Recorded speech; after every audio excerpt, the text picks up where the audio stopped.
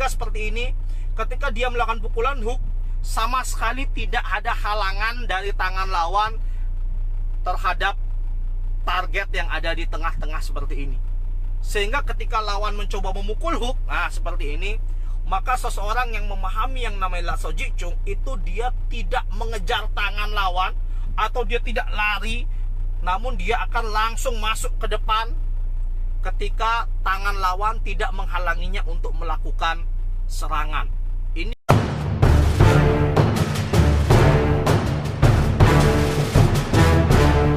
belum selesai. Oke, sekarang kita bicara tentang bagaimana aplikasi Lat Sao Jik Chung-nya gitu kan. Tadi baru bagaimana cara melatihnya, jangan dibongkar semua dulu. Bagaimana aplikasi Lat Sao Jik Chung itu bisa dilakukan gitu kan. Yang nomor satu, idenya, makanya saya bilang nih, jangan dibongkar dulu. Idenya itu adalah intention, bukan gerakan. Jadi Lat Sao Jik Chung itu sebenarnya adalah intention atau niat, tapi bukan gerakan. Nah ini yang pertama kali ketika Sifu David ajarkan ke saya agak bingung ya. Maksudnya gimana ya? Niat tapi bukan gerakan gitu kan. Kemudian ketika bersentuhan tangan dengan beliau, baru kita bisa membedakan antara yang namanya niat dengan gerakan. Jadi yang namanya niat itu adalah sesuatu yang akan dilakukan ketika ada kesempatan, guys. Tapi yang namanya gerakan itu ada atau tidak kesempatan, maka itu akan tetap dilakukan. Nah, yang namanya Lat Sao Jik Chung dalam aplikasinya dia harus jadi sebuah niat, bukan gerakan. Sehingga ketika tangan menempel seperti ini, itu dia tidak menekan, tapi lawan itu terasa bahwa ada tenaga ke depan. Nah, aneh ya. Jadi Lat Sao Jik Chung itu adalah niat. Sehingga tangan ketika kita diam seperti ini tangan ini, ini tidak menoyor ke depan langsung. Apalagi ketika kita jongsao seperti ini. Ketika kita jongsao seperti ini, mau gini sama saja. Ini ketika ada Lat Sao Jik Chung, maka ketika orang mencoba menekannya, maka orang akan merasa bahwa ada niat tenaga untuk ke depan. Jadi aplikasinya seperti itu. Oke. Nah, jadi ketika tangan seperti ini ada niat ke depan, sehingga orang yang menekan tangan kita itu merasa bahwa berat sekali. Bukan berat karena ditahan, itu berbeda guys, tapi berat karena ada niat mau maju ke depan. Oke, niat untuk maju ke depan. Dan ketika ini dilepas, maka tangan akan otomatis akan maju ke depan. Jadi aplikasi Lat Sao Jik Chung yang pertama itu adalah memastikan bahwa tangan kita selalu berada dengan niat untuk selalu menyerang ke depan. Itulah kenapa ketika kita mengadakan posisi jongsao atau dalam cisau seperti ini, lawan akan merasa pertahanan kita rapat. Sering saya temukan ketika cisau gitu, ketika orang belum memahami konsep yang namanya Lat Sao Jik Chung, itu ketika rolling atau punsao, itu sangat mudah sekali terpukul atau pertahanannya sangat mudah sekali kena. Padahal ketika dia memahami yang namanya Lat Sao Jik Chung, ketika memutar seperti ini, maka lawan akan ngerasa pertahanan itu rapat sekali, tidak bisa diserang padahal terbuka. Jadi cisau itu bukan rapat kayak gini guys. Ini cisau yang salah, ini seperti ini. Dia tetap biasa, bahu tetap tegap, kemudian dia tangan seperti ini biasa. Lihat betapa terbukanya posisi ketika kita cisau, kelihatan ya. Betapa terbukanya posisi ketika kita cisau. Namun lawan akan merasa ketika ada Lat Sao Jik Chung, lawan akan merasa susah sekali untuk masuk karena ada forward intention. Maka Sifu sering sebutkan Lat Sao Jik Chung itu forward force atau forward intention. Jadi niat untuk maju ke depan. Nah, konsep inilah yang pada akhirnya dipakai dalam pertarungan, guys. Sehingga ketika praktisi Wing Chun melakukan jongsao seperti ini, guys, jongsao seperti ini akan sangat sulit sekali digerakkan tangannya, karena tangan ini sudah memiliki niat untuk maju ke depan. Sehingga ketika ditabrak dia akan diam saja tuh. Ketika dilepas dia akan maju. Padahal ketika tidak ada tahanan dia diam. Ini yang disebut niat. Jadi kalau Sifu menjelaskan bahwa niat itu adalah sesuatu yang dilakukan ketika ada kesempatan. Ketika dia tidak ada kesempatan, maka dia akan niat diam tapi niatnya ada. Berbeda dengan movement atau gerakan. Kalau gerakan ada atau tidak ada kesempatan, maka dia akan dilakukan. Nah, jadi Inilah perbedaan yang sering terjadi dalam praktisi Wing Chun. Wing Chun itu kan efisien guys. Jadi ini aplikasi Lat Sao Jik Chung dalam pertarungan ya. Jadi Wing Chun itu kan efisien, sehingga pada akhirnya ketika kita memahami Lat Sao Jik Chung, kita tidak akan melakukan banyak kegiatan yang bersifat membuang-buang tenaga atau tidak efisien. Sehingga pada akhirnya ketika kita memahami Lat Sao Jik Chung adalah sebagai sebuah niat atau intention, maka ketika kita seperti ini pun, maka ini akan susah sekali digerakkan.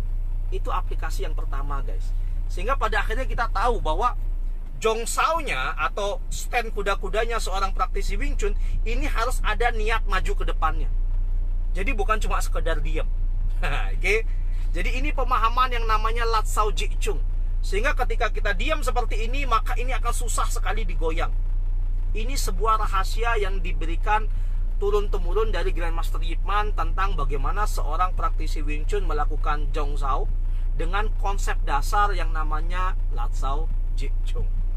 Oke, itu aplikasi yang pertama, sehingga pada akhirnya orang yang tahu, yang pernah merasakan Wing Chun, maka dia akan tahu bahwa tangan orang Wing Chun itu berat sekali untuk digeser.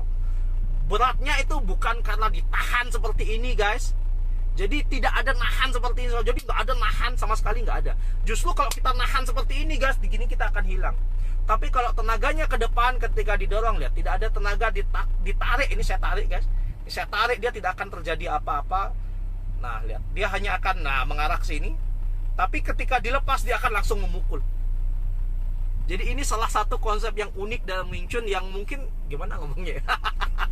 Jadi kalau nggak bersentuhan tangan, pasti akan susah untuk melakukan konsep yang namanya Lat Sao Jik Chung, karena dia adalah intention, niat yang diaplikasikan dalam sebuah gerakan. Jadi aplikasi Lat Sao Jik Chung yang pertama yang membuatnya berbeda atau khas atau unik dalam Wing Chun itu adalah Lat Sao Jik Chung atau forward energy atau forward force atau forward intention.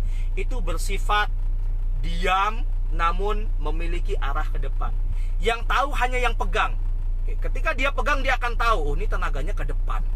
Karena apa yang dirasa ketika dia pegang, dia mulai merasa bahwa dia mulai merasa seperti ada dorongan ke depan. Sama seperti pair. Konsep Lat Sao Jik Chung itu gitu. Pair itu kalau dia tidak apa-apain, dia akan diam segini. Ketika dia ditekan, orang akan tahu bahwa ini akan siap untuk menerjang.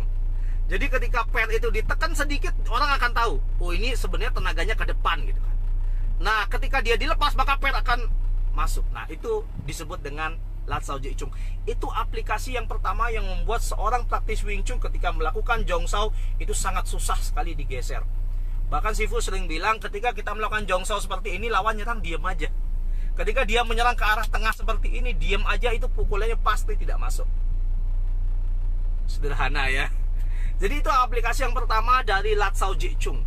Kemudian kita masuk ke aplikasi yang kedua, bagaimana Lat Sao Jik Chung diaplikasikan dalam pertarungan. Yang nomor 2 adalah attack, ya, attack rush when the hand is free. Jadi serang langsung ketika tangan bebas. Nah, ini kelihatannya frasenya sederhana, cuma banyak orang yang tidak paham. Jadi serang langsung ketika tangan lawan sudah tidak menghalangi, atau ketika tangan kita sudah bebas untuk menyerang tanpa halangan dari lawan, gitu kan? Nah, maksudnya gimana gitu kan? Maksudnya adalah Lat Sao Jik Chung itu mengajarkan kita untuk mencari celah serangan, guys. Bukan untuk menyerang, membabi buta seperti itu, sama sekali enggak. Sebagian besar saya lihat bahkan di beberapa pertandingan, khususnya Wing Chun, itu saya lihat kalau pertandingan Chizao atau fighting, itu yang terjadi adalah main pukul kayak kucing-kucingan gitu. Jadi main pukul-pukul kayak kucing, tidak tahu yang kena mana, tidak tahu bagaimana poinnya, yang penting pokoknya mukul. Itu benar-benar sebuah konsep yang salah dalam berlatih Wing Chun. Dan ketika itu diterapkan, apalagi dalam pertandingan, itu akan membentuk habit, guys. Pada akhirnya seorang praktisi Wing Chun, ketika dia harus menerapkan itu dalam pertarungan, maka mereka tidak akan paham. Jadi memang benar attack is the best defense. Cuma Lat Sao Jik Chung ya, itu mengajarkan kita bahwa kita menyerang ketika tangan lawan itu sudah tidak menghalangi, guys. Jadi ada beberapa termin atau syarat Latsao Jicung itu dilakukan. Yang pertama adalah Latsao Jicung mengajarkan kita untuk mencari sudut serangan. Kembali lagi, jadi kita harus belajar melihat celah serangan, sehingga pada akhirnya kita bisa tahu, ketika kita mempraktekkan Latsao Jicung, kita bisa tahu kita harus menyerang dari mana terhadap lawan. Jadi Latsao Jicung mengajarkan kita untuk mencari sudut serangan yang paling pas, sehingga tangan lawan itu tidak menghalangi kita. Itu yang pertama. Terus yang kedua, Latsao Jicung mengajarkan kita secara aplikasi ya, untuk langsung menyerang ke tengah ketika tangan lawan itu tidak menghalangi kita untuk memukul. Biasanya itu terjadi ketika orang melakukan pukulan tidak di segitiga kita. Ketika dia melakukan pukulan hook seperti ini, ketika orang melakukan pukulan hook, coba ya, jadi teman-teman lihat, ketika seperti ini, ketika dia melakukan pukulan hook, sama sekali tidak ada halangan dari tangan lawan terhadap target yang ada di tengah-tengah seperti ini. Sehingga ketika lawan mencoba memukul hook, nah seperti ini, maka seseorang yang memahami yang namanya Latsao Jicung itu dia tidak mengejar tangan lawan atau dia tidak lari, namun dia akan langsung masuk ke depan ketika tangan lawan tidak menghalanginya untuk melakukan serangan. Ini yang disebut ketika tangan bebas dari serangan, maka serangan itu harus dilakukan secepatnya, rush in, tergesa-gesa, terburu-buru, secepat-cepatnya lakukan serangan. Sehingga aplikasi yang kedua dari Latsao Jicung mengajarkan kita untuk selalu fokus sama target, bukan fokus pada serangan lawan. Nyambung ya. Jadi kalau teman-teman menonton dari 1 sampai 16 kemarin, teman-teman gabungkan konsepnya satu sama lain, maka teman-teman akan melihat linkage atau rangkaian yang saling menyambung satu sama lain. Sehingga pada akhirnya yang nomor 2 ya, itu kembali lagi kita mengajarkan tentang bagaimana kita fokus sama target, dan ketika target ini tidak ada pertahanannya, maka yang jadi adalah kita langsung serang, pam pam pam pam, seperti itu. Terutama biasanya sering jadi adalah ketika lawan melakukan pukulan hook atau lawan melakukan pukulan dari samping seperti ini kosong langsung, atau melakukan tendangan, nah tendangan round kick, maka Latsao Jicung akan langsung bisa dilakukan. Oke, jadi itu yang nomor 2 tentang bagaimana mengaplikasikan yang namanya Latsao Jicung. Oke, jadi ini konsep paling mendasar dalam Wing Chun yang banyak sekali orang tidak paham tentang bagaimana melakukan yang namanya Latsao Jicung. Sehingga ketika kita mulai paham yang namanya Latsao Jicung, kita bisa mempelajari ya, kita bisa memahami konsep dasar dari Wing Chun, yaitu bagaimana cara kita untuk selalu yang nomor 1 aplikasi ya. Orang Indonesia kan senangnya bagaimana mengaplikasikan ya. Yang nomor 1 bagaimana mencari sudut serangan, sehingga ketika kita menyerang, kita langsung menyerang di sudut yang tepat dengan fokus massa badan kita, sehingga pada akhirnya lawan akan terpinggirkan pertahanannya. Kemudian yang kedua, kita mengajarkan Latsao Jicung mengajarkan tentang bagaimana kita selalu fokus pada target, bukan fokus pada serangan lawan. Sehingga pada akhirnya ketika kita fight dengan orang, kita nggak fokus dia nyerang apa, kita fokus kepada target yang mau kita serang. Kalau target itu kosong dari pertahanan, maka jangan pedulikan penyerangan lawan, kita hanya fokus pada menyerang pada targetnya saja. Biasa yang terjadi adalah orang paling rentan, sekali lagi, orang paling rentan ketika menyerang. Jadi Latsao Jicung mengajarkan kita ya untuk menyerang target, fokus pada target, meskipun lawan sedang menyerang, namun mereka lupa untuk menjaga pertahanannya. Sehingga yang terjadi adalah gol gitu. Oke ya. Jadi itu konsep Latsao Jicung yang membuat Wing Chun ini begitu efisien, begitu simple ya, begitu sederhana, begitu direct, begitu langsung sekali menyerang, dan membuat sangat efektif digunakan dalam pertarungan. Oke, jadi Itu materi Lat Sao Ji Chung, mungkin tidak bisa terlalu banyak, udah habis waktunya. Cepat sekali waktunya habis. Oke, itu sedikit materi tentang Lat Sao Ji Chung, teman-teman. Semoga bisa menjadi sebuah pemahaman baru bagi teman-teman. Bagi yang tertinggal dengan video ini, teman-teman dapat menyimak video ini dalam 1 kali 24 jam sudah akan kami upload di channel YouTube kami, Combat Wing Chun. Atau nanti akan kita umumkan juga di Facebook fanpage kita, Combat Wing Chun, tempat kita mengadakan live ini. Kemudian kita juga punya channel Instagram yang namanya CVT Indonesia, tempat kami memposting jawaban dari pertanyaan-pertanyaan teman-teman. Dan yang terakhir, kita punya forum diskusi Telegram, CVT Diskusi Wing Chun. Yang tak pengen ikut bergabung Telegram, silahkan lihat nomornya di Facebook fanpage. Ini ada nomor telepon, silahkan hubungin ke sana. Oke. Untuk hari Sabtu guys, ini menarik.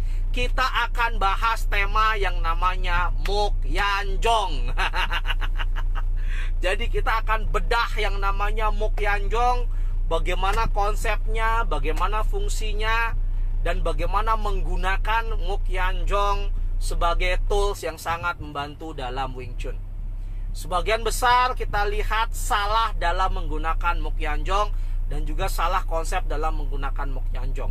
Mok Yan Jong itu bukan cepet-cepetan, sama sekali tidak. Jadi hari Sabtu kita akan bahas tema Mok Yan Jong. Bagi yang pengen tahu, silakan stay tune tetap ya. Hari Sabtu jam 1 sampai setengah 2 kita akan bahas tentang Mok Yan Jong. Oke guys, thank you. Semoga jadi manfaat. Mari kita bersama-sama selalu menjadi pembelajar Wing Chun yang cerdas. Jangan selalu percaya pada omongan siapapun, termasuk sifu kita. Itu yang kami ajarkan juga di CVT guys. Ya, promosi dikit. Itu juga yang kami ajarkan di CVT, bahwa jangan selalu percaya pada omongan sifu. Silahkan cari buktinya, riset sendiri, gali sendiri, diskusi bersama. Sifu Anda belum tentu benar. Sifu itu belum tentu benar. Kadang sifu juga bisa memiliki pemahaman yang salah dalam konsep Wing Chun.